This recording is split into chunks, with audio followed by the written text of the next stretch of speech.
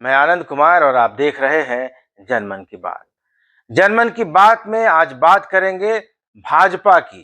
भाजपा झारखंड में 2024 के लोकसभा और विधानसभा चुनाव की तैयारियों में जुट गई है। केंद्रीय गृह मंत्री एक महीने के अंतराल में 2 बार झारखंड आ चुके हैं। आदिवासी वोटरों पर उनकी नजर है।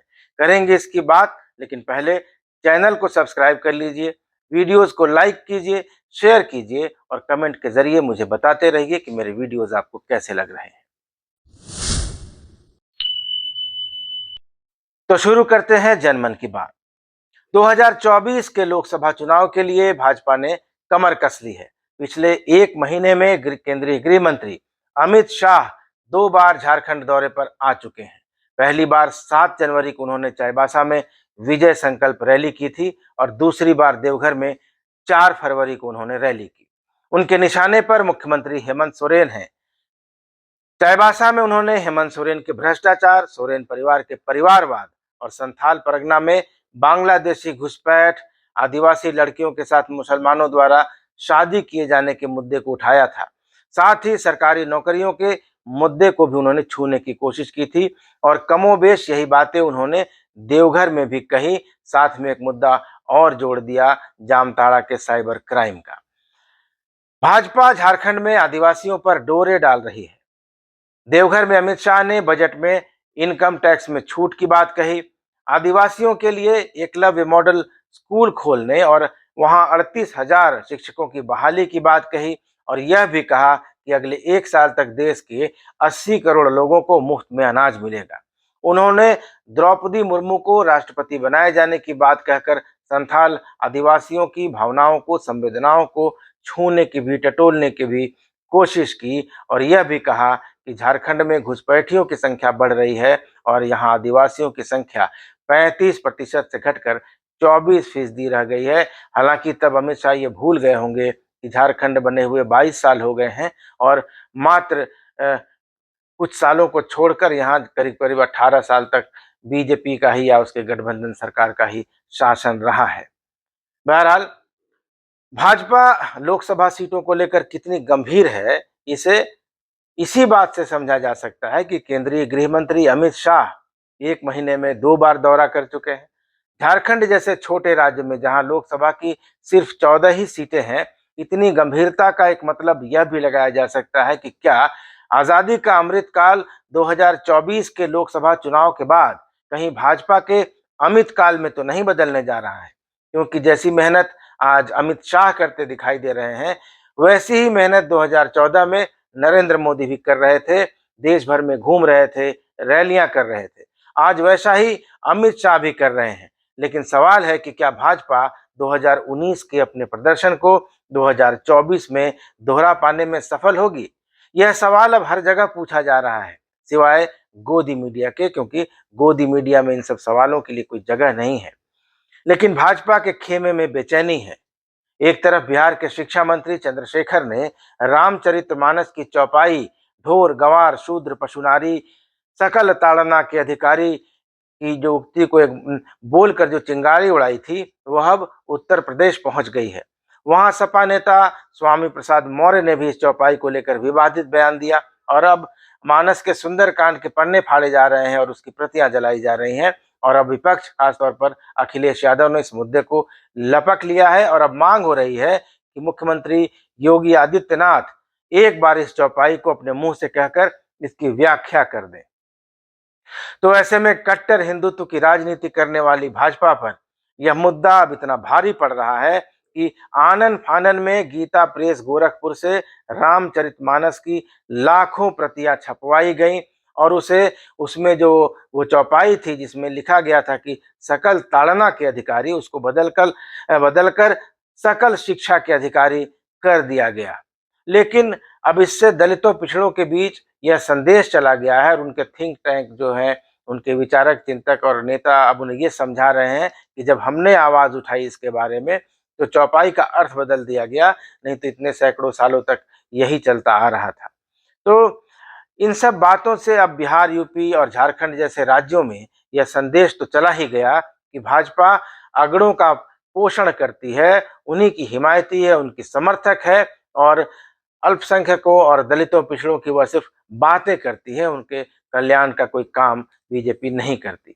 और ईडब्ल्यूएस आरक्षण को चुनौती दिए जाने वाली याचिका को सुप्रीम कोर्ट द्वारा वैध ठहराए जाने के बाद इस मानसिकता में और बढ़ोतरी हो गई है, इसने और जोर पकड़ लिया है, क्योंकि अब ये कहा जा रहा है कि जो पीठ थी जिसने फैसला दिया था उसके सारे के सारे जज सवर्ण थे।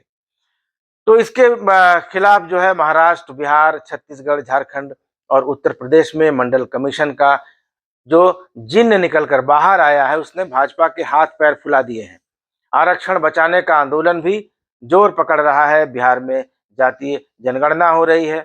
यूपी में डिप्टी सीएम केशव मौर्य जातीय जनगणना का तो समर्थन करते हैं, पर बीजेपी इसके खिलाफ है। समाजवादी पार्टी ने आरक्षण बचाओ मोर्चा बना दिया है। छत्तीसगढ़ और झारखंड की सरकारों ने पिछड़ा आरक्षण बढ़ाकर 27% करने का बिल अपनी विधानसभाओं से पारित कर दिया है, राजभवन को भेजा है और ये भी नोट लगाकर भेजा है कि इसे केंद्र सरकार 9वीं अनुसूची में शामिल किया कर ले। तो इसके बाद छत्तीसगढ़ के मुख्यमंत्री भूपेश बघेल और झारखंड के मुख्यमंत्री हेमंत सोरेन विभिन्न सभाओं से, विभिन्न मंचों से इस बात को कह रहे हैं कि हमने पिछड़ों का आरक्षण बढ़ाकर 27% कर दिया है और केंद्र जैसे इसको अनुमति देगा, राज्यपाल इसको जैसे अनुमति देंगे वो लागू हो जाएगा। मुख्यमंत्री हेमंत सोरेन तो खतियानी जोहार यात्राओं में भी इस को मुद्दा बना रहे हैं और साथ ही एक सबसे बड़ा मुद्दा झारखंड में 1932 का खतियान है। झारखंड की विधानसभा ने पिछले 11 नवंबर को एक विधेयक पारित करके भेजा था राजभवन को, जिसमें 1932 के खतियान के आधार पर स्थानीय नीति बनाए जाने की बात थी और यह भी था कि जिसके पास खतियान होगा 1932 का वही झारखंड में तीसरे और चौथे दर्जे की नौकरियों में भाग ले सकेगा, नौकरियों का हकदार हो सकेगा। राजभवन ने इसको टिप्पणी के साथ वापस कर दिया कि ये संविधान की मूल भावना के खिलाफ है और इसके वैधानिक पहलुओं पर समीक्षा करके राज्य सरकार इसको दोबारा भेजे। लेकिन अब यह मुद्दा बन गया है और मुख्यमंत्री अपने हर मंच से मुद्दा बना रहे हैं कि भाजपा और राज्यपाल दोनों बाहरी लोगों के समर्थन में है, बिहारी लोगों के समर्थन में है और आदिवासियों के हितों के खिलाफ है। उनको आदिवासियों के हितों से कोई लेना देना नहीं है।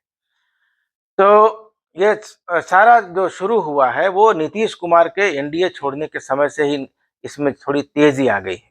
नीतीश कुमार ने जब एनडीए को छोड़ा और समाजवादियों से एकजुट होने का आह्वान किया तो देश का राजनीतिक विमर्श अचानक बदलने लगा।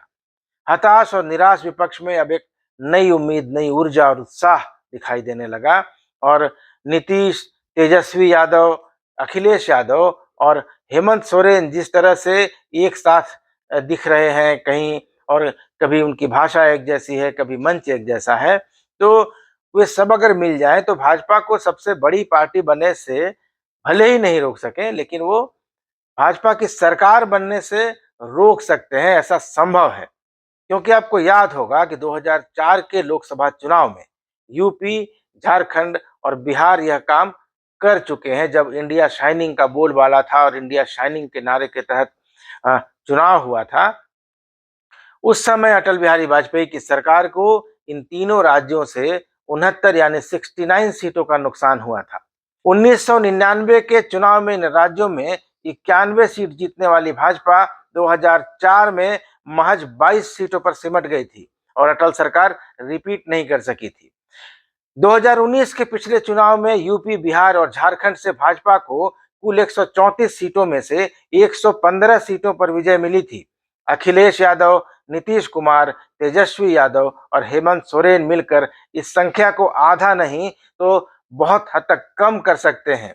महाराष्ट्र, कर्नाटक, बंगाल, हरियाणा, छत्तीसगढ़ और मध्य प्रदेश में भी भारतीय जनता पार्टी अपना पुराना पिछला प्रदर्शन दोहराने की स्थिति में दिखाई नहीं दे रही है। मैं आपको बता दूं कि 2014 के लोकसभा चुनाव में भारतीय जनता पार्टी की जीत में सबका साथ, सबका विकास, बहुत हुई महंगाई की मार, अब की बार मोदी सरकार, 2 करोड़ रोजगार प्रतिवर्ष, काले धन की वापसी और तत्कालीन यूपीए सरकार पर भ्रष्टाचार के ढेरों आरोपों के साथ मनमोहन सिंह की यूपीए सरकार को नकारा, नाकाबिल सिद्ध कर दिया गया था। इसके साथ ही इसमें नरेंद्र मोदी के पिछड़ा ब्रांड का भी काफी महत्वपूर्ण योगदान रहा था। लेकिन साथ तो सबका लिया गया, मगर सबके विकास के बजाय पिछले 8 साल में अल्पसंख्यक, दलितों और पिछड़ों के लिए हालात बहुत ज्यादा नहीं बदले हैं। विशेष तौर पर यूपी में पुलिस की उगाही, फर्जी एनकाउंटर और बुलडोजर का शिकार होने वालों में सिर्फ अल्पसंख्यक ही नहीं है, दलित और पिछड़े भी उनमें शामिल हैं। विपक्षी नेताओं का आरोप है कि पिछले 8 साल में एनडीए नथिंग डूइंग अलायंस साबित हुआ है। मानव विकास के सभी सूचकांक सरकार के प्रदर्शन को हर नए साल में बद से बदतर होने की गवाही दे रहे हैं। गरीबों की संख्या बढ़ रही है, बेरोजगारों की फौज बढ़ती जा रही है, महंगाई आसमान पर है, दूध अब पेट्रोल से कंपटीशन में लग गया है, गैस का सिलेंडर 1100 और कहीं 1200 रुपए प्रति सिलेंडर हो गया है, अपराध का ग्राफ, क्राइम का रेट बढ़ता जा रहा है, महिलाओं की सुरक्षा बढ़ रही है, उनके साथ होने वाली हिंसा की घटनाओं में अप्रत्याशित वृद्धि हुई है, आर्थिक और सामाजिक असमानता का, गैर बराबरी का स्तर बढ़ रहा है, धर्म, वर्ग और जाति के बीच आपसी नफरत बढ़ती चली जा रही है और काम करने के, रोजगार के अवसरों की समानता घटती जा रही है। तो ऐसे में हालात बहुत आशावादी नहीं दिखाई दे रहे हैं। अब आते हैं झारखंड पर। 1 महीने के अंदर केंद्रीय गृह मंत्री का झारखंड में यह दूसरा दौरा है। उन्होंने लोकसभा चुनाव को लेकर यह दूसरी विजय संकल्प महारैली की है। ऐसे में अब आने वाले दिनों में भाजपा के दूसरे प्रमुख नेताओं के दौरों की संख्या भी झारखंड में बढ़ेगी, यह बात भी तय है। भाजपा यहां आदिवासी वोटों में सेंध लगाना चाहती है, लेकिन जिस तरह से देश भर में ओबीसी आरक्षण का मुद्दा छाया हुआ है और झारखंड में 1932 का खतियान सबसे बड़ा मुद्दा बनकर उभरा है, वैसे में चुनौती है कि क्या भाजपा अपनी 11 सीटें भी बचा पाएगी। वैसे एनडीए के पास राज्य में लोकसभा की 12 सीटें हैं, 11 भाजपा की हैं और एक आजसू का है। और अमित शाह ने इस बार भाजपा कार्यकर्ताओं को सभी 14 सीटों पर जीत का लक्ष्य दिया है। लेकिन झारखंड में भाजपा की जो स्थिति है उसको देखते हुए यह संभव तो फिलहाल नहीं लग रहा है। झारखंड में भाजपा के कार्यकर्ताओं से बात कीजिए तो आपको स्थिति समझ में आ जाएगी। हर कार्यकर्ता निराश दिखता है, किसी के मन में कोई उत्साह नहीं है। भाजपा एक ऐसा स्कूल बन गई है, एक ऐसा बोरिंग स्कूल बन गई है जहां हर कार्यकर्ता होमवर्क के बोझ के तले दबा है और हलकान है। राष्ट्रीय और प्रादेशिक हेडमास्टर्स रोज कोई ना कोई टास्क देते रहते हैं और कार्यकर्ता टास्क को पूरा करने में ही दम फुलाए रहते हैं।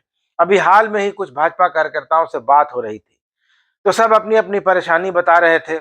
एक ने कहा कि अब हमारा काम देश भर के नेताओं को ट्विटर पर खोज खोज कर उनको बर्थडे विश करना रह गया है और भारत भूमि के सारे महापुरुषों की जयंती और पुण्यतिथि का कैलेंडर हम बनाकर रखे हैं और हर जन जयंती पर और पुण्यतिथि पर उनको श्रद्धांजलि अर्पित करते रहते हैं। ये हमारा अब मुख्य काम है। इसके अलावा जो सबसे बड़ा काम है वो रविवार को, संडे को प्रधानमंत्री जी के मन की बात को कार्यक्रम को सुनना है, किसी न किसी बूथ पर बैठकर, और वहां से सोशल मीडिया पर फोटो अपलोड करना है। इसी तरह तरह का टास्क जो है भाजपा अपने कार्यकर्ताओं को देती रहती है और भाजपा के कार्यकर्ता बेमन से उस टास्क को पूरा करते रहते हैं।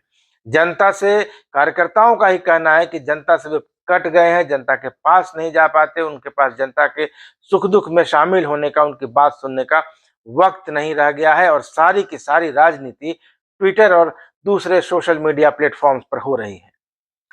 2014 से 2019 तक झारखंड में रघुवर दास ने भाजपा की बहुमत की सरकार चलाई, लेकिन स्थानीय नीति जो उन्होंने बनाई थी, जिसमें 1985 को उन्होंने कट ऑफ रखा था और उसके बाद बढ़ते धर्मांतरण को रोकने के लिए उन्होंने एक कानून बनाने की जो बात की थी, धर्मांतरण निषेध कानून, उससे आदिवासी नाराज हो गए और नतीजा यह हुआ कि 2019 के विधानसभा चुनाव में रघुवर दास की बहुमत की सरकार को मात्र 25 सीटों पर संतोष करना पड़ा और वे खुद चुनाव हार गए। हालांकि टिकट बंटवारे में उनकी जो भूमिका थी उसके कारण भी सीटों का उनको नुकसान उठाना पड़ा था। हालांकि 2019 के लोकसभा चुनाव में पुलवामा और सर्जिकल स्ट्राइक जैसी घटनाओं ने झारखंड में एनडीए को 12 सीटें दिला दी थी। हालांकि तभी भी अर्जुन मुंडा, जो भी केंद्रीय जनजातीय मामलों के मंत्री हैं, हांफते हांफते किसी तरह 1000 वोटों से जीत पाए थे। तो इस बार लोकसभा और विधानसभा की डगर झारखंड में बीजेपी के लिए मुश्किल है, क्योंकि इस बार 1932 के खतियान का जो जिन्न निकला है वह आसानी से बोतल में जाता दिखाई नहीं दे रहा है। और भाजपा अगर जल्दी ही कुछ क्राइसिस मैनेजमेंट के उपाय नहीं करती है तो इस बार तय है कि आदिवासियों का जो बहुमत है, मेजॉरिटी ऑफ आदिवासी वोट, वो भाजपा के पाले से खिसक जाएगा। साथ ही खिसक जाएंगे ओबीसी और दलितों के वोट, और तब ऐसे में भाजपा को आने वाले लोकसभा चुनाव में और विधानसभा चुनाव में बहुत मुश्किल का सामना करना पड़ सकता है। आज जनमन की बात में इतना ही। मिलेंगे अगले वीडियो के साथ, तब तक दीजिए इजाजत। धन्यवाद। नमस्कार।